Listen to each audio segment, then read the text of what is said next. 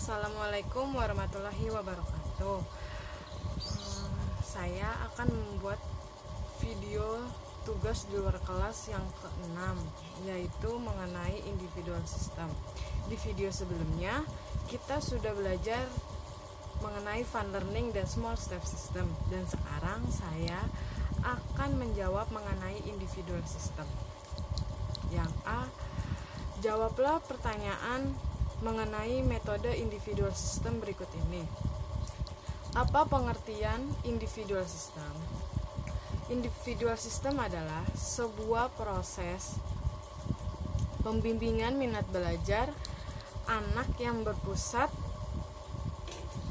pada anak sebagai subjek, kemudian motivator sebagai fasilitator. Yang kedua, mengapa pendekatan yang dilakukan harus individual system? Karena supaya kita sebagai motivator mengetahui karakter dan apa kemampuan anak supaya motivator lebih dekat kepada anak. Yang ketiga, apa tujuan yang ingin dicapai dengan melakukan pendekatan secara individual system? Untuk mencapai proses belajar yang small step system. Yang keempat, di Bimba, murid dan guru memiliki peran masing-masing. Sebutkan apa peran guru dan murid. Guru di Bimba sebagai motivator atau fasilitator, sedangkan anak sebagai subjek kita belajar. Yang kelima, apa perbedaan antara metode individual system dengan classical system? Metode individual system adalah anak sebagai subjek untuk kita belajar, sedangkan classical system anak sebagai objek dalam belajar. Yang keenam, bagaimana cara yang dilakukan motivator agar dapat melakukan pendekatan secara individual system?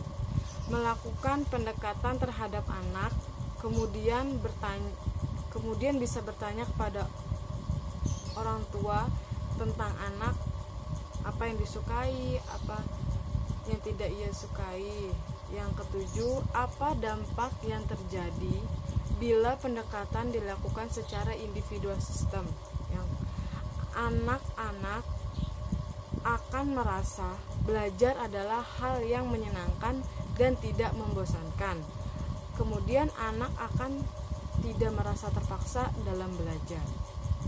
Yang ke-8, apa dampak yang akan terjadi bila pendekatan dilakukan secara classical system? Anak akan merasa bahwa belajar adalah hal yang membosankan.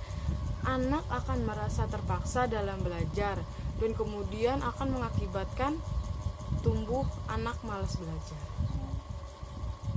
Yang B, jawablah pertanyaan mengenai metode varian skill berikut ini. Apa pengertian varian skill? Varian skill adalah suatu kemampuan yang harus atau wajib dimiliki oleh setiap motivator untuk dapat memvariasikan aspek-aspek dalam belajar. Yang kedua, mengapa kegiatan belajar harus divariasikan? Karena anak-anak memiliki tingkat konsentrasi yang pendek dan sangat mudah teralihkan konsentrasinya, dan juga anak cepat merasa bosan. Yang ketiga, apa tujuan yang ingin dicapai dengan memvariasikan kegiatan belajar? Agar anak tidak cepat merasa bosan, bahkan akan semakin tertarik dalam belajar dan semangat dalam belajar. Yang keempat, sebutkan 3 aspek belajar: kemampuan kognitif, afektif, dan psikomotorik. Yang kelima, kegiatan apa yang termasuk aspek kognitif?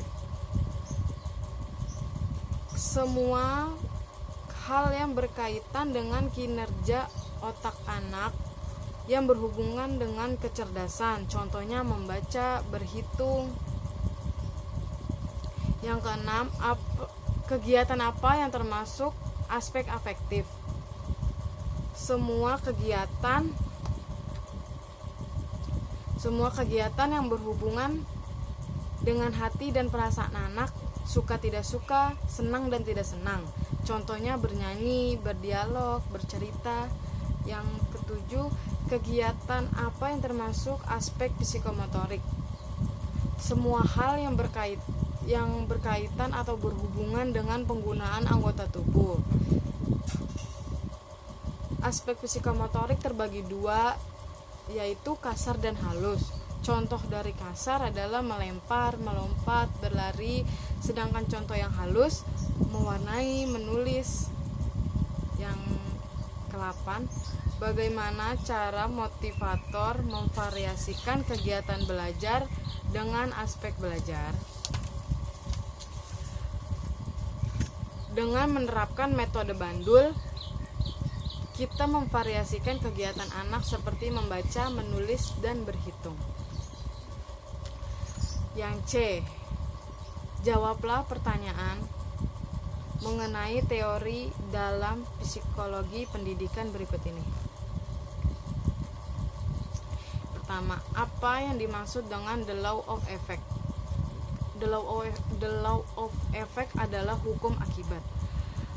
Maksudnya adalah anak mau mengulang kembali kegiatan saat di kelas atau di luar kelas, atau saat distance learning tanpa ada paksaan dari siapapun. Yang kedua, apa yang dimaksud dengan the law of exercise atau hukum latihan? Yang dimaksud adalah anak akan mengulang terus-menerus dan mau berlatih terus-menerus.